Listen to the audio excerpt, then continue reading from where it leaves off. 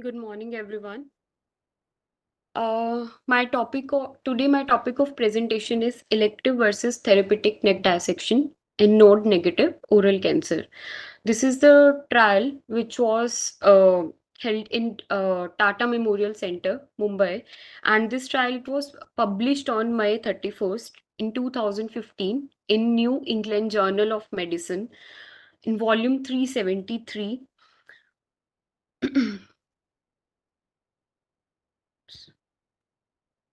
Coming to the introduction part.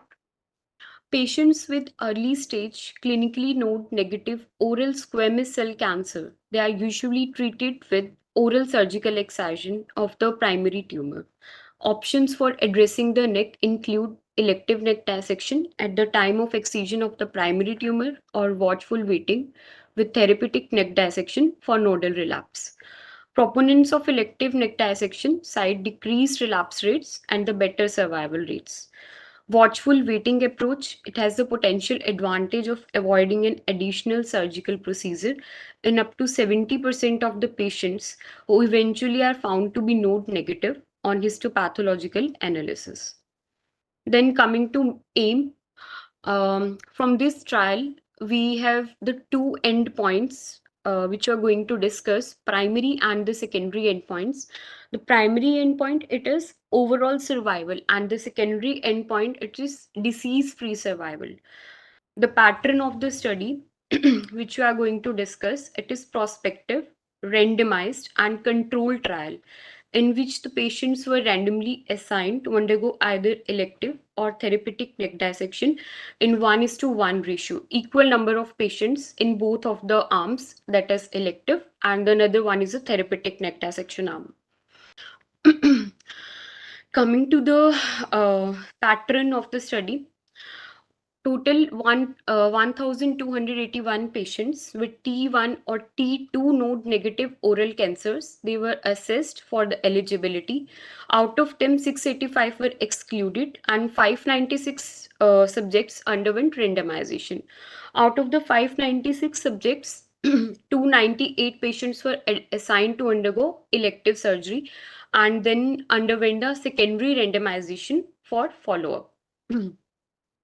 Then coming to the END arm, in which 157 were assigned to physical examination only and 141 subjects were assigned to physical examination with ultrasonography. This is the secondary randomization. Then out of them, the 55 were excluded, and in the END arm, we have the 243 subjects which were included in the analysis. And in the TND arm, that is a therapeutic neck dissection arm, 298 subjects were assigned to undergo therapeutic surgery and underwent secondary randomization and thereafter further follow-up. Out of the 298, 143 were assigned for physical examination and 155 were assigned for physical examination with ultrasonography. Out of them, the 45 were excluded. And finally, in T&D arm, we have the 253 subjects which were included in the analysis. Then coming to the characteristics of the patients, we have the two arms, elective surgery group and the therapeutic surgery group. In the elective surgery group, we have the total number of subjects, 243, and in therapeutic surgery group, we have the 253 subjects, which were divided on the basis of the demographic features, like the mean age. The mean age is 48 years in the END group and is the same is the 48 years in the TND group. And based on division on the basis of sex, the males are total 187 in the END group and same in the therapeutic surgery group. Then the site of primary tumor. In this trial, we can see the primary site of the tumor is the tongue. In the elective surgery group, the number of subjects were 207, and in the TNT group, the number of subjects enrolled were 216, with the primary lesion that is tongue. And according to the tumor stage, T1, in the END group, we have the 105 subjects, and in therapeutic surgery group, we have the 114 subjects with T1 stage. And in T2 stage, it's 138 subjects in END and 139 subjects in the therapeutic surgery group. Then division on the basis of ultrasonography. The normal ultrasonography, it was in the 222 subjects in END and 234 in the therapeutic surgery group. Rest is on the basis of indeterminate and the suspicious. Coming to the eligibility criteria, the inclusion criteria is the 500 patients between the age of the 18 and 75 years with invasive squamous cell carcinoma of oral cavity that met the staging criteria of Union for International Cancer Control Tumor Stage T1 and T2. T1 is that the tumor size is less than 2 centimeter or equal to 2 centimeter, and T2 is the tumor size is more than 2 centimeter but less than 4 centimeter. In addition, in this trial, the patients which were included, they had received no previous treatment and they were amenable to undergo oral excision and had no history of head and neck cancer before this. Exclusion criteria is previous surgery in the head and neck region and upper alveolar or palatal lesions, large leukoplakias or diffuse oral submucous fibrosis. Coming to study procedures, first of all is the surgery pattern. As we know in this trial, we had taken the two groups, END group and the therapeutic surgery group.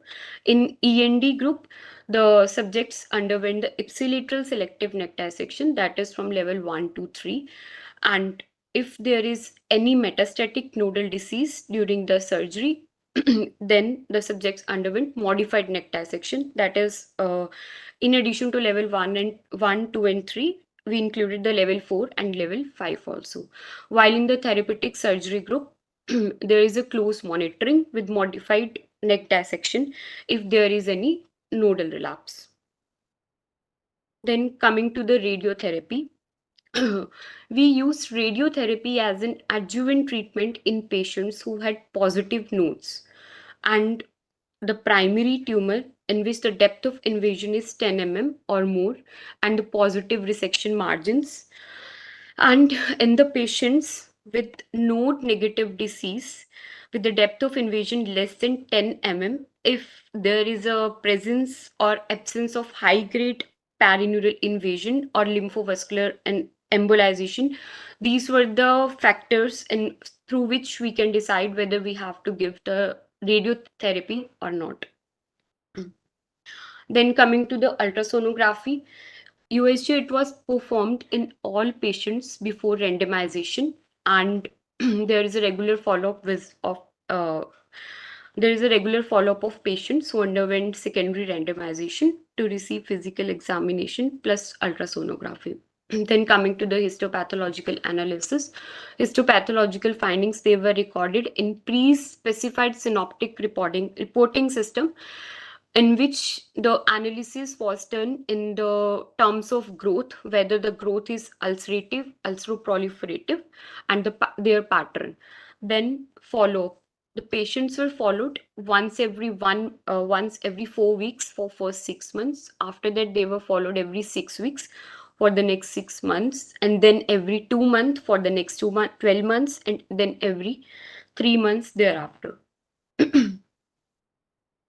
Then coming to the study outcomes, primary endpoint. There were two endpoints which were discussed in this trial. The first one is the primary endpoint. The primary endpoint, it was the overall survival, which was defined as the interval between the date of randomization and the date of death from any cause. Then coming to secondary endpoint, it was the disease-free survival interval in which the interval was taken between the date of randomization and the date of first documented evidence of relapse at any site, whether it is local, regional, metastatic, or second primary, or death from any cause, whichever came first. Then statistical analysis, through which we have our results. The Kaplan-Meier method was used to estimate overall and disease-free survival, that is the primary and the secondary endpoints. Then a Cox proportional hazard model was used to perform multivariate analysis to observe the effect of various factor to observe the pattern of various factors which will affect the overall and disease-free survival rate in this study. All the analysis were performed with the use of statistics for Windows software version 20. Then coming to results, this is the overall survival. There are the two arms, as were discussed, which were taken. The first arm, elective surgery, and the second one is the therapeutic surgery. In the elective surgery, we had taken 243 subjects, and in the therapeutic, it was 253. So, this is the Kaplan-Meier analysis pattern, in which on the x-axis there is a time interval, and on the y-axis there is a overall survival. Overall survival, and we can see as the number of patients which we had follow up with the months, like in the 1 year, the number of patients who were at risk, they were decreased. Like um, before 12 months, in the END group it was 243, the number of subjects were 243, and after 1 year they were 195. Then the number of patients who were at risk, they were having like um, decreasing pattern with the time. And the overall survival in the elective surgery group as compared to therapeutic surgery group, it is 80% in the elective surgery group, and in the therapeutic surgery group it was 67.5%. There is a overall survival rate is 12.5%, that is better in the elective surgery group as compared to the therapeutic surgery group. That coming to the next endpoint, that is the disease free survival. It was again plotted on the Kaplan-Meier plot.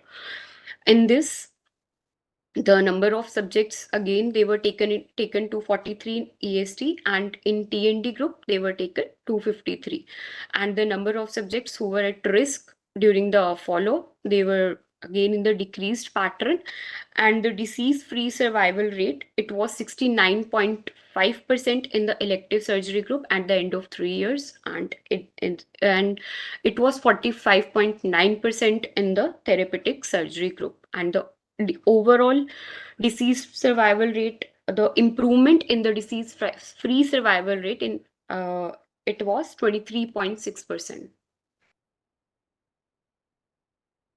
Then coming to the then coming to the comparison of the elective surgery group versus therapeutic surgery group according to the subgroups.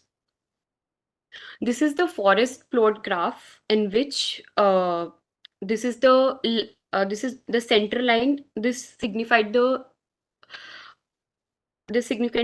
line, and this is the diamond, which assess the confidence interval basically.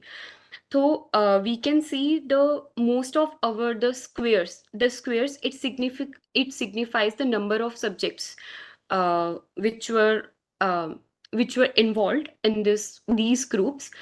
The size and the pattern of the square, it signifies the number of events, number of subjects total which were included according to the subgroups which were divided. Like, and the squares which were present to the in the left side to this central line, they were in the elective surgery group, and another one is in the therapeutic surgery group if there were any. So we can see that the most of almost all of the squares, they were present in the they are present in the on the left side. um, so there are the better outcomes in the elective surgery group, as most of the squares, they are present in the left side. Neither of them are present in the right side. Then the pattern of recurrence. The pattern of recurrence in the elective surgery group, it is divided in the way of nodal recurrence. Nodal recurrence, the total number of patients in which the nodal recurrence were there. It is 25 and it is 108 in therapeutic surgery group. And the local recurrence, it is 23 in the elective surgery group, and in the therapeutic surgery group, it is 7. And distant mets, it is 3 in elective surgery group, and number of patients for in therapeutic surgery group are 3 in for the distant metastasis. Then in the last, we have the adverse events, which were reported in 6.6% of the patients in elective surgery group and 3.6% of the patients in the therapeutic surgery group. And among the adverse events, we have the kylic hematoma and others.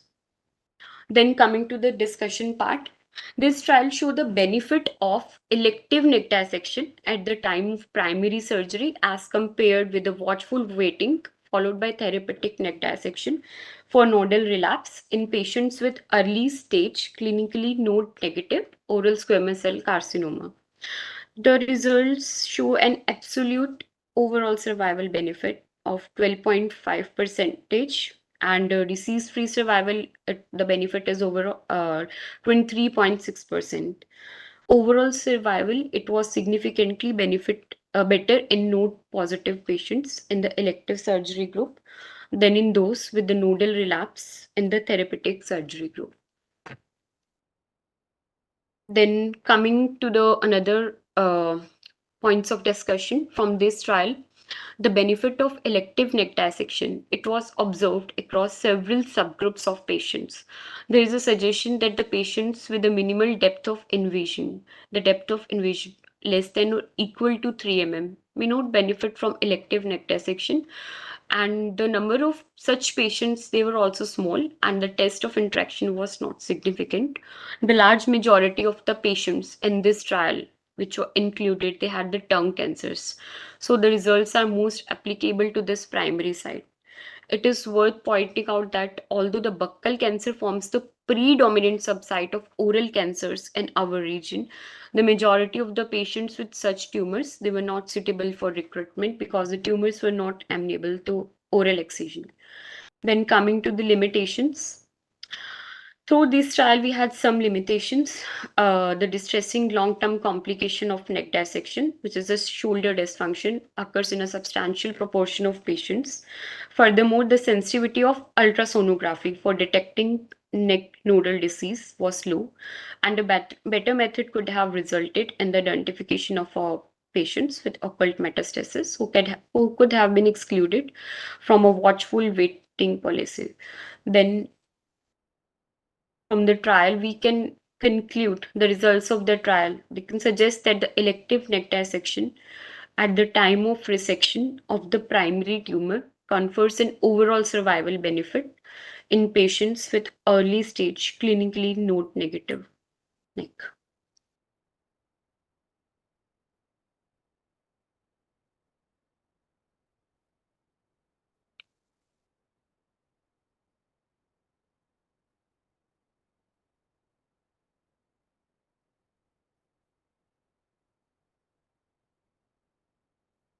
Thank you. Okay, thank you, Monica. Um, so let me start by maybe asking you, are there any shortcomings or criticisms of this study that you think are there? Yes, so there are the shortcomings. Key the follow-up period in this trial. So the comments were there on this trial that the follow-up period is not sufficient, but the follow-up period in this study, it was fine. It was 1 month in the first 6 months, then 1.5 months for the next 6 months, and then 2 monthly for the next 1 year, and then 3 monthly for the next 2 to 3 years. Right. Any other criticisms or thoughts you have on this paper, or any aspects it doesn't address properly or doesn't address conclusively? Let me put it this way. The sensitivity of the ultrasonography, like the ultrasound um, in this trial, as we saw that it is for detecting neck nodal disease, it was very low because the in the therapeutic neck dissection, we had the nodal recurrences much more as compared to the elective neck dissection arm. If the sensitivity of ultrasonography, it could be better, then we can have the lower number of subjects who were having the nodal relapses in therapeutic neck dissection group, Okay. and we can avoid the watchful waiting policy also if the sensitivity is better. So what you're saying is that if we had a better tool to classify patients as N0, Yes, sir. maybe less disease would be overlooked in the therapeutic neck dissection arm. Is that correct? Yes, sir. Yeah, I think in the real world, this is an important consideration, especially if one is going to decide to treat on um, community-based ultrasound reports, where there is a lot of operator dependence and subjectivity. Yes, sir. But in a high volume center like Tata, Hmm. where presumably there are dedicated head neck radiologists doing the ultrasounds, it's Hmm. likely the sensitivity of that modality would have been similar to any other imaging that may have been used or that we use to stage, such as a CT, MRI, or PET, or whatever imaging of your modality. Yes, sir. Yeah, the sensitivity of the ultrasound can be increased by adding an ultrasound guided FNAC whenever a suspicious node is seen. Um, so, yeah, I think the word of caution is, of course, for people who treat on community-based reports is to be careful of what's classified as N0 simply on the basis of an ultrasound. Any other criticisms you have? Any other thoughts? Any other shortcomings? Sir, regarding the usage of the PET scan also, uh, as there was a commentary on the PET study also, ki the sensitivity of the PET study, it is less than 50%, but in the uh, trial, we can have the sensitivity of the PET scan is the 50%. I'm not sure I understand what you're saying. Just the matlab the sensitivity of the PET, FDG PET, which we can use, it should be better in terms of sensitivity and the specificity for delineating the nodal lesions.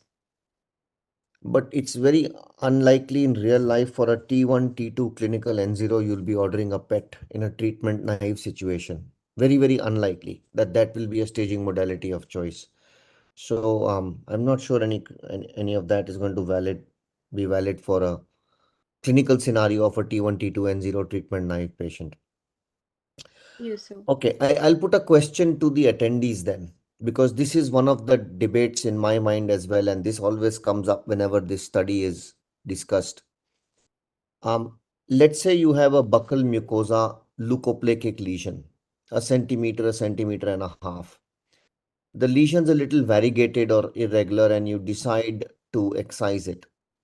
You do an excision, and the final histopathology shows foci of squamous cell carcinoma with a depth of invasion of 1 millimeter and no other adverse features.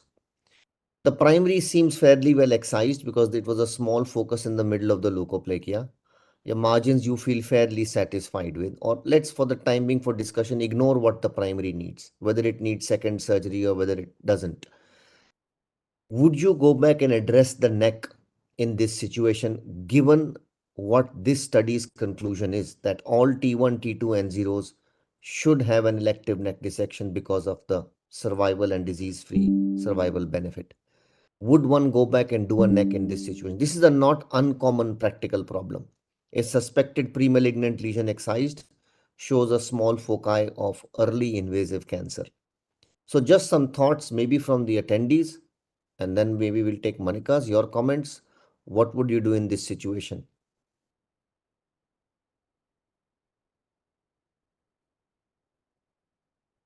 I'm not sure if the attendees can add comments. I think last time they could. Uh, For the trainings, you may type your answers in the Answers? chat box, or can you also use raise hand option so that I can give you the access to unmute and answer? Yeah, maybe we can take 2 or 3 comments from the attendees on what they would do. They can put it in the chat box.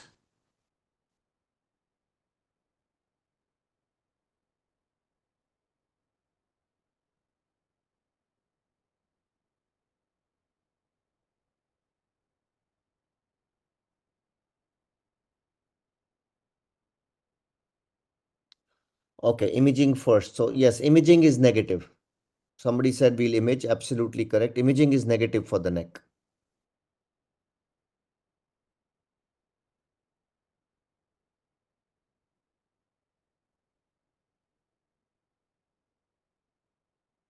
So while everybody,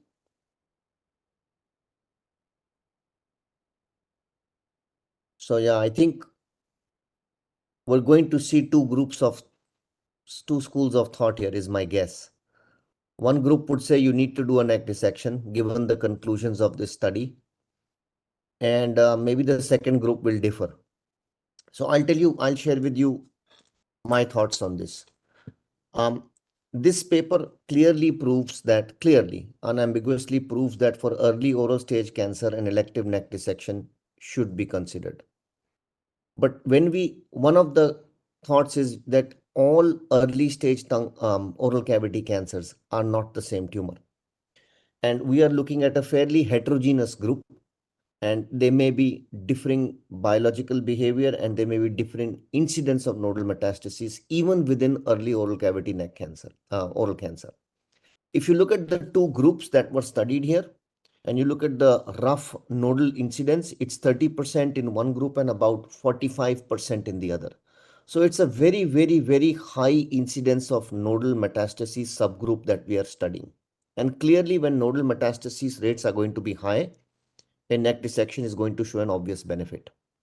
But if you were to look at a subgroup of patients where the incidence of nodal metastases is very, very low, for example, if you were to study verrucous carcinoma, or in this case, in the example that I showed, a tumor less than 2 or 3 millimeters with depth of invasion, where the incidence of nodal metastases is under 5%, it's very unlikely that a elective neck dissection will show the kind of benefits you saw in this paper, simply because the disease is almost never in the neck.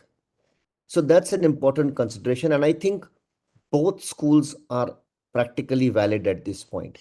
If you're dealing with a situation where there's a very, very low incidence of neck disease, observation is not an unreasonable choice, but of course, you are absolutely justified going ahead with an elective neck dissection as well, basis this. This is not a point that this paper addressed, and this may not be a point that may be addressed in any paper because the incidence of adverse events will be so low. You will need an incredibly large randomization pool to be able to prove whether any intervention makes a difference or not when nodal disease is so rare. So it's a practical problem. We see it. I struggle with it as well. And at least in my thought, both schools are valid, and you can choose either one based on your beliefs or your patient's fears and your patient's concern. Are they more with the surgery or are they more with the small chance that nodal disease might get overlooked? Maybe if the attendees want to add something to this, they can, because I think this is an important aspect when we talk about elective neck is, are there exceptions to the rule that elective neck dissection must be done in every early oral cavity cancer? If somebody wants to make a comment, maybe we can take that.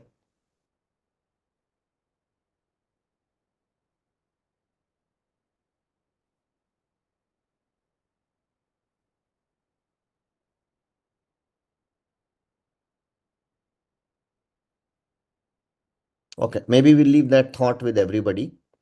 And I will make maybe one more comment, but it's not a criticism at all of the paper, is that there was a large preponderance of tongue cancers in this, which is about 85% of patients were had tongue as the primary site. Yes. And given that our country is dominated more by buccal or buccoalveolar complex cancers, should these results apply to that patient population?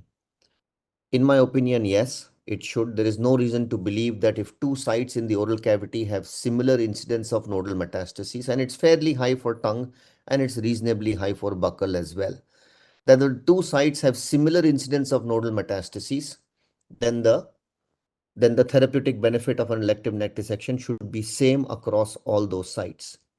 And which is probably why palate and upper alveolus were excluded, because of the lower incidence of lower metastases in these groups. In this paper, they were excluded from the analysis. Tongue, of course, was highly predominant here because often for excising a buccal cancer, you need to raise a neck flap. If you're raising a cheek or a neck flap, then it makes perfect sense to do an elective neck dissection, irrespective of the kind of primary you're dealing with. If you're putting in a free flap for reconstruction, even if it's a large pre-malignant lesion that you're excising, I think again it makes sense to do an elective neck dissection in that sitting itself, because it's very difficult to go back in a neck where vascular anastomosis has been done and redo any operation. So, I mean, these are my thoughts on the paper. As I highlighted in the beginning, um, it's shown a quantum of difference in outcomes that very few interventions we have developed in the last few decades have shown. Not the addition of chemotherapy with radiation in adjuvant setting, which was about an 8% survival benefit, not with any modification or advancement in radiation techniques, and nor with any advancement in our surgery and reconstructive techniques have we shown such a quantum of benefit by an intervention in overall survival. So the study really is very meaningful and does address a very important therapeutic dissection. It's also true that once you recur in the neck, salvage is very difficult. If you look at Goodwin's meta-analysis of salvage, the salvage rates in the neck were between 20 and 25%. And we've all seen that neck disease, once it recurs and progresses, is very difficult to salvage as well. So that's something to keep in mind. So Dr. Diwan, maybe your comments on this? Any questions you may have? Any questions? Comments? One question is there, Dr. Sareen, you can give it. In the exclusion criteria, he says previous surgery is understandable, upper alveolus, understandable. But why submucous fibrosis and heterogeneous leukoplakia have been excluded? Yeah, I'm not sure. My guess is that they were excluded because if you have widespread oral cavity changes, you can never be sure, are you dealing with multicentric or a tumor much larger than what you have staged. That's my feeling, that if you have a large heterogeneous leukoplakia or multiple patches of leukoplakia in the oral cavity or widespread OSMF, you may have multiple primary tumors in there that you may have missed. That's one of my thoughts, that why that might have been excluded, and that your staging of T1 and T2 may be inaccurate in that patient. Maybe. And then something for Dr. Manika Arora. Yes, sir. Whenever you present a study, for all candidates for that matter in future, whenever you present a study, please compare the study which you are presenting with other studies or Okay. something which has come up in future. See, Okay, sir. Dr. Sareen is taking up those studies, but you should have taken as a candidate. Okay?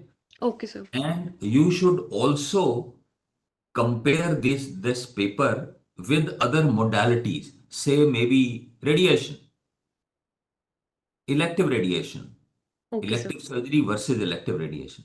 So it is not only just surgery versus radiation, but other studies which are almost similar, you should compare. Okay, sir. Monica, I hope you are noting it down, and Yes, in sir. future you must make a comparison. Okay. Okay, sir. Okay. And I think otherwise, very well presented and very good presentation.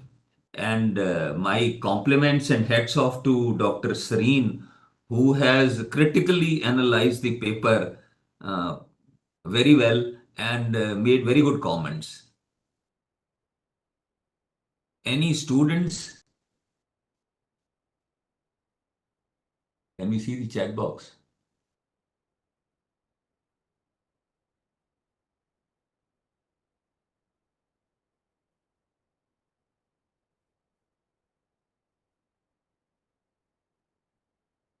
How about sentinel lymph node biopsy, Dr. Sareen? Ah, so There is a chat box question. right. So I think sentinel lymph node biopsy by and large has been validated as a reasonable tool for addressing the N0 neck. I assume all candidates are familiar with what a sentinel node biopsy is. Um, if you're not, I'll put it very shortly. Basically, you're trying to harvest only one or few lymph nodes, which are the primary drainage site of the cancer, what are called the sentinel nodes, and you're examining only those few lymph nodes to get an assessment of the rest of the neck. If those nodes are negative, you assume the neck is negative. If those nodes are positive, you will proceed with a therapeutic neck dissection. So that's the concept of sentinel node biopsy. The primary advantage being that it's less interventional and may have less shoulder dysfunction than a conventional neck dissection. Of course, smaller scars, etc., etc.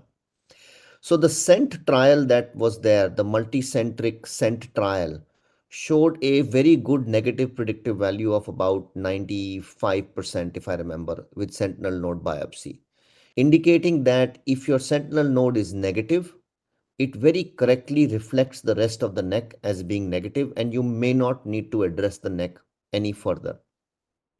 But there are some challenges. Practically, why has it not been adopted? I think in my practice, one of the big drawbacks to the sentinel node is that often you will only get nodal positivity on final histopathology, not on a frozen. And all of you know that a frozen is a very crude assessment of a lymph node. You can get one section through a node, maybe you can have two sections. But a small microscopic nodal deposit is not necessary in the center of the lymph node.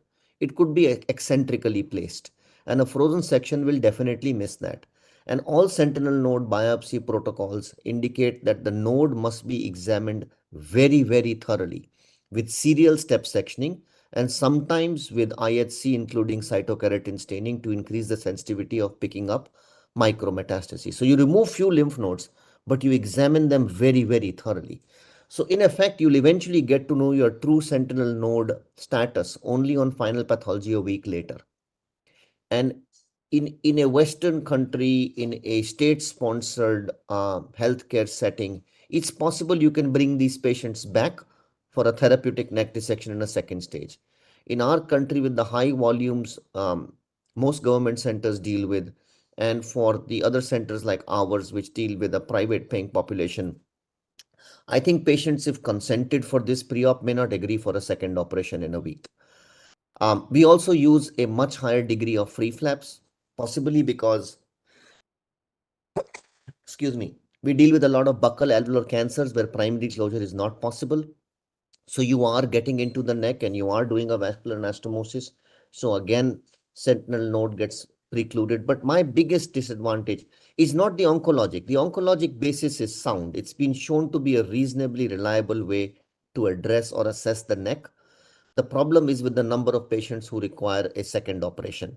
And there was a trial from France. I can't remember the numbers, but I think the need for second operation was much higher in those patients with a slightly higher rate of final positivity on sentinel nodes. So, I mean, this for me is a big disadvantage to adopting it as a um, as a method in my practice. But of course, it's oncologically valid. Your Thank thoughts? you. What are your thoughts, Dr. Diwan, on sentinel? I fully agree with you. There is a comment in the chat box. Counseling and patient compliance is important. We all agree with it. But there is a question, regular follow-up sometimes difficult for uneducated patients. Yeah, that's true. It is a challenge, and I think whenever we let's I guess let's stick to this paper or the question of whether we can electively watch the neck in some patients, where the question is, of course, if there is any question of regular follow-up, then that option is not a valid option. So the small Ultra subset of staging of sentinel lymph node biopsy. What is ultra staging? I am not sure what the term ultra staging means. I don't know if you're referring to No, there is a question in the chat box written as ultra staging of sentinel node biopsy. No, I read that. I'm not sure what ultra staging means actually. Maybe Okay. Ultra staging. Raja Bhagat, if you could highlight what that word means. I'm not familiar with the word ultra staging. Ultra staging, it's basically involves, I think, the sectioning and the staining of the sentinel lymph node. Yeah, I think that I addressed that if you're Yes, going sir. to do a Yes, sir. sentinel node biopsy, Hmm. then it needs step sectioning. Yes, sir. There are well published protocols at at what intervals you must step section the node. And you also can enhance the sensitivity of sentinel node by doing cytokeratin staining. If you look at Sivantos's first paper on sentinel node, one of the early published papers on sentinel node, which had only about 20 patients. But even in those, in one patient, they picked up metastases simply on the basis of IHC, which was missed on routine histopathological specimens. That's 1 out of 20 patients. So definitely, if you're going to do a sentinel node, you need to have very, very rigid and detailed protocols for examining those sentinel nodes. Local recurrence is more in elective. Can we increase resection margins? Any criteria? So I think that's not in relevance to this paper. And a statistically different percentage in a paper should not be interpreted as real life difference. There is possibly no reason, no logic that makes me think local recurrence should be more in whether you're doing a neck dissection or not. Possibly not. So I think that's just a statistical number we are looking at in the paper, not necessarily a true real life difference between why elective patients should have local. I think the margins you would take would be standard whether you're doing a neck or whether you're not. That should not impact the margins you will take on the primary tumor. Can we do IHC during frozen?